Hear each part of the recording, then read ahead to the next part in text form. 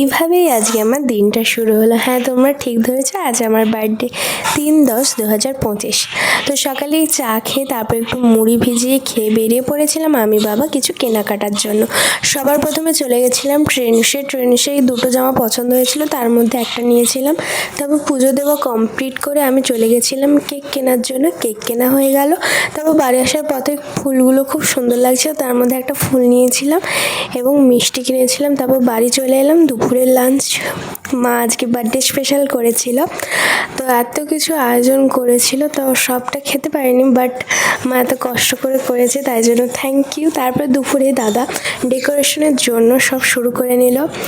ছোটোর উপর ডেকোরেশন হয়েছিল। তারপরে এই দেখো আমাদের বাড়ির ড্রাগন গাছে কি সুন্দর ফুল ধরেছে রাত্রিবেলা এটা। তো এই জামাটা আমাকে আমার বৌদি গিফট করেছে, তো থ্যাংক ইউ বৌদি। তারপর আমি এখানে বানিয়ে নিয়েছিলাম চিকেন পকোড়া সবার জন্য। তো এই রেসিপিটা খুব তাড়াতাড়ি আমার চ্যানেলে পোস্ট করব। তো চিকেন পকোড়াটা কিন্তু খেতে খুব টেস্টি হয়েছিল। তো খাওয়ার পরে আমি এখানে কেক কেটে নিয়েছিলাম। তো অবশেষে হ্যাঁ, আমি 18 কমপ্লিট হলো, আমার 18তে পা দিলাম আর কি। তো তারপরে কেক কাটা হচ্ছিলো। এ দেখো শোনো, এখানে লজ্জা পাচ্ছিল ভিডিওতে আসার জন্য। তো পাশে আমার মা বাবা সবাই দাঁড়িয়ে আছে, বৌদি এসেছিল। আর বার্থডের কিছু ছবিগুলো আমি এখানে শেয়ার করছি।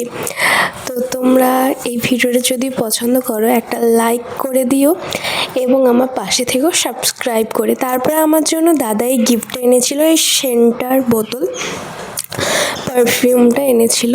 তারপরে আমার মা আমাকে গিফট দিয়েছিল এই হেয়ার ড্রায়ারটা। আমার অনেক দিন দিয়ে ইচ্ছে ছিল একটা হেয়ার ড্রায়ার কেনার জন্য। তো তারপর আমাকে বাবা দিয়েছিল এই পিগি ব্যাংকটা, খুব কিউট লাগছিল তাই জন্য বাবা দিয়েছে। আর রাতে ডিনার করে নিলাম। ডিনার করার পরে এখানে কোল্ড ড্রিঙ্কস খাচ্ছিলাম। আর এই দেখো ডোডো আমাকে এখানে বার্থডে উইশ করছে। তো সবাই এভরিওয়ান।